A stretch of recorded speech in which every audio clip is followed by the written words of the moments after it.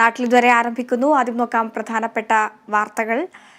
വയനാട്ടിൽ ജനവാസ മേഖലയിൽ ഇറങ്ങിയ കാട്ടാനയെ മയക്കുവെടി വെക്കാനുള്ള നടപടികൾ തുടരുന്നു. മേഖലയിൽ നിരോധനാജ്ഞയാണ്. എടവക പഞ്ചായത്തിലെ പായോടാണ് റേഡിയോ കോളർ ഘടിപ്പിച്ച കാട്ടാന ഇറങ്ങി ഭീതി പരത്തിയത്. RRT സംഘവും വെറ്റിനറി ടീമും മയക്കുവെടി വെക്കുന്നതിന് തയ്യാറായി.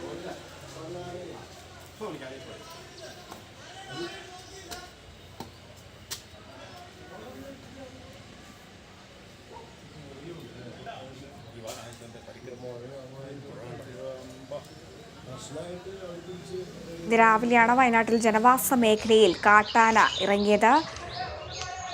കാട്ടാനയെ മയക്കുവെടിവെക്കാനുള്ള നടപടികൾ തുടരുകയാണ്. മേഖലയിൽ നിരോധനാജ്ഞ ഇപ്പോഴും തുടർന്നു പോവുകയാണ്. ആളുകളൊക്കെ പരിഭ്രാന്തിയിലാണ്.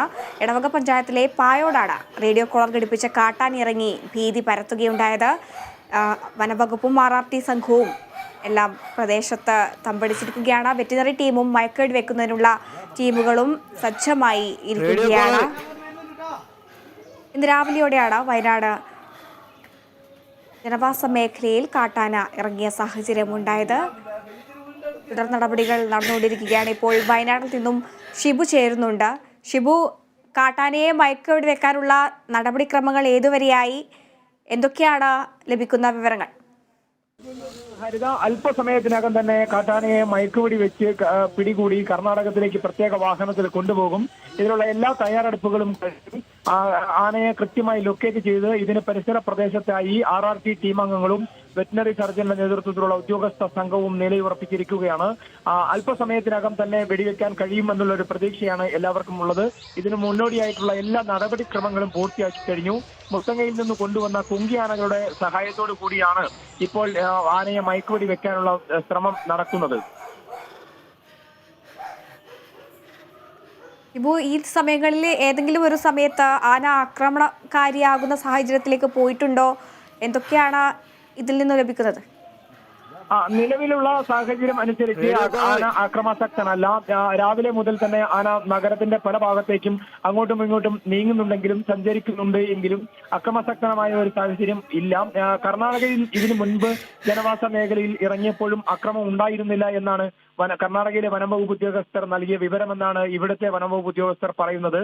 കഴിഞ്ഞ ജനുവരി 16-നായിരുന്നു കർണാടകയിൽ നിന്നും ഈ ആനയെ പിടികൂടി വനംവകുപ്പ് കാട്ടിനുള്ളിൽ കയറ്റിയത്. എന്നാൽ കാട്ടിനുള്ളിൽ നിന്ന് 200 കിലോമീറ്ററോളം സഞ്ചരിച്ചാണ് ഇപ്പോൾ അത് വയനാട് വനാതിർത്തിയിലൂടെ മാനന്തവാടി നഗരത്തിൽ എത്തിയിട്ടുള്ളത്. അന്ന് പിടികൂടിയ സമയത്ത് അതിന് റേഡിയോ കോളർ ഘടിപ്പിക്കുകയും തണ്ണീർ എന്ന പേര് നൽകുകയും ചെയ്തിരുന്നു. ഈ ഇതേ ആന തന്നെയാണ് ഇപ്പോൾ ഇവിടെ ജനവാസ കേന്ദ്രത്തിൽ ഇറങ്ങിയതെന്നാണ് സൂചന ഉള്ളത്. അതിനാൽ തന്നെ ആളുകളുമായി ഒരു പരിചയം ഉള്ള, ജനവാസ കേന്ദ്രങ്ങളിൽ മുൻപ് ഇറങ്ങി പരിചയമുള്ള ഒരു ആനയായതിനാൽ തന്നെ ഇപ്പോൾ ഈ ആളുകളെ കണ്ടിട്ടും ബഹളം കേട്ടിട്ടും ആന അത്രയ്ക്ക് പ്രകോപിതനായിട്ടില്ല എന്ന് വേണം മനസ്സിലാക്കാൻ.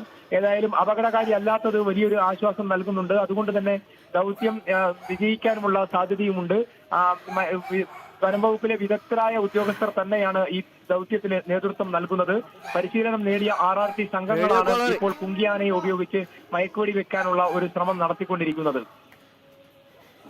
ശരി, വയനാട്ടിൽ ജനവാസ മേഖലയിൽ ഇറങ്ങിയ കാട്ടാനയെ അല്പസമയത്തിനകം മയക്കുവെടി വെക്കാനുള്ള നടപടികൾ പുരോഗമിക്കുകയാണ്. RRT സംഘവും വെറ്റിനറി ടീമും മയക്കുവെടി വെക്കുന്നതിന് സജ്ജമാണ്. കുങ്കിയാനകളെയും ഇതിനുവേണ്ടി ഇവിടെ എത്തിച്ചിട്ടുണ്ട്. വിവരങ്ങൾ നൽകിയത് ഷിബു.